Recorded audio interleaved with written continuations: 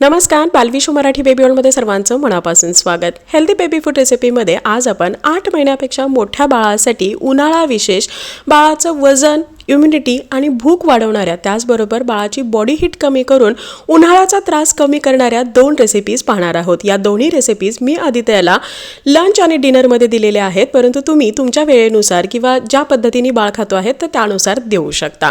वळूया पहिल्या रेसिपीकडे. ही रेसिपी बनवण्यासाठी मी इथे घेतलेला आहे एक छोटा अर्धा असा उकडलेला बटाटा. त्यामध्ये आपल्याला घालायचं आहे ओलं खोबरं, ज्याची मागची जी सालं आहेत ही मी काढून घेतलेली आहेत, म्हणजे जे काळसर भाग असतो तो काढलेला आहे, जो थोडा कठीण असतो.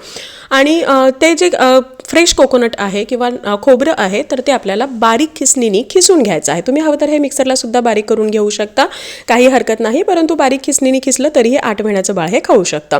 याची थोडीशी टेस्ट वाढवण्यासाठी जिरे पावडर आणि गरम मसाला घातलेला आहे. तुम्ही बाळाच्या वयानुसार आणखी मसाले सुद्धा यामध्ये ॲड करू शकता. यानंतर आपल्याला एक छोटी वाटी घालायचं आहे यामध्ये रात्रभर भिजवून ठेवलेला अगदी सॉफ्ट झालेला असा शाबू, जो आपण उपवासाला खातो. आणि हे सुद्धा आपल्याला छान असं यासोबत मॅश करून घ्यायचं आहे, मिक्स करून घ्यायचं आहे. हातानेही थोडंसं तुम्ही मळून घेऊ शकता.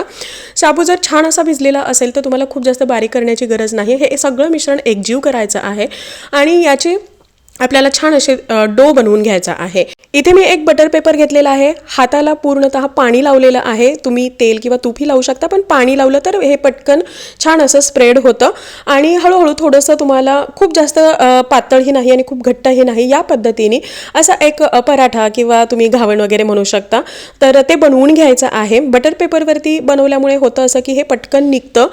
तुम्ही हे लाटू शकत नाही किंवा हाताने थापलं तर ते खूप जास्त जाड होतं. लहान बाळासाठी थोडंसं पातळ असेल तर ते मऊ सुद्धा बनतं. आणि या पद्धतीने आपला हा छोटासा पराठा किंवा घावण हे बनवून झालेलं आहे. आता पॅनमध्ये मी थोडंसं तेल घातलं होतं आणि त्यावरती आपल्याला हे दोन्ही बाजूनी छान असं भाजून घ्यायचं आहे.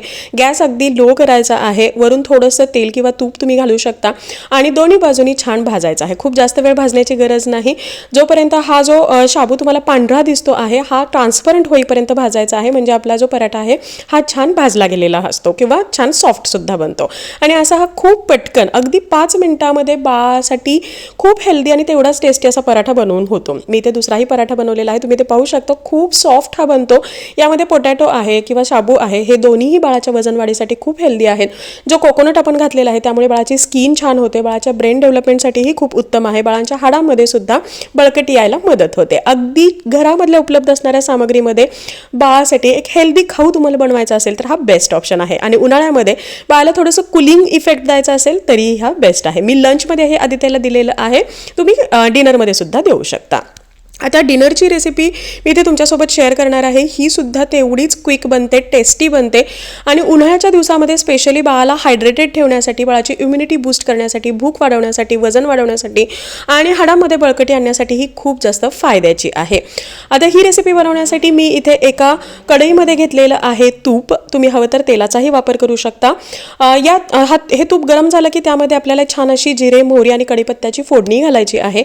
तुम्हाला हवं असेल तर आणखी मसाले किंवा बाळाच्या वयानुसार तुम्ही हे प्रिपेअर करू शकता, काही हरकत नाही. त्यामध्ये मी इथे घातलेला आहे 1 मोठा चमचा रवा. हा बारीक रवा आहे. हा आपल्याला आता तुपासोबत छान असा भाजून घ्यायचा आहे, जोपर्यंत याचा खमंग असा वास येत नाही तोपर्यंत. आणि याला साधारणतः 1-2 मिनिट लागतात जर तुम्ही गॅस अगदी लो केला असेल तर. यामध्ये मी हळद आणि गरम मसालाही घातलेला आहे. तुम्ही या व्यतिरिक्तही काही मसाले तुम्हाला ॲड करायचे असतील तर तुम्ही ते ॲड करू शकता. आता यामध्ये आपल्याला घालायचं आहे पाणी आणि हे आपल्याला थोडं जास्त घालायचं आहे आणि हे आपल्याला आता शिजत ठेवायचं आहे.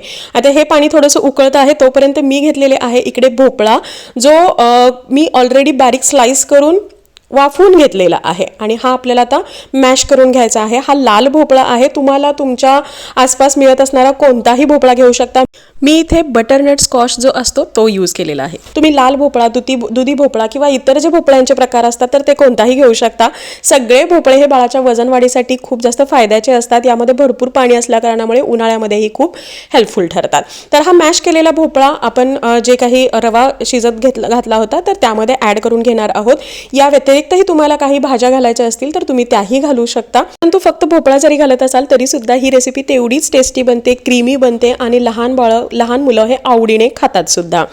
तर यामध्ये तुम्ही थोडासा हिंगसुद्धा घालू शकता जर तुमच्या बाळाला डायजेशनचा काही प्रॉब्लेम असेल तर अशी ही आपली क्रीमी रेसिपी तयार झालेली आहे, पदार्थ तयार झालेला आहे जो पचायला अगदी हलका आहे, रात्रभर बाळाचं पोट हे भरलेलं ठेवण्यासाठी मदत करतो, बाळाला छान अशी शांत झोप लागायलाही यामुळे मदत होते. तुम्ही ते पाहू शकता, याचं जे टेक्स्चर आहे हे अतिशय परफेक्ट आहे. यामधला कढीपत्ता तुम्हाला काढून घ्यायचा आहे आणि त्यानंतर कोमट असताना बाळाला हे सर्व करायचं आहे. आदित्यने तर हे खूप छान पद्धतीने खाल्लेलं आहे, जे मी या अगोदरच्या एका शॉर्ट व्हिडिओमध्ये सुद्धा त्याचं जे फुल डे मील रुटीन दाखवलं होतं तर त्यामध्येही तुम्ही पाहिलं असेल.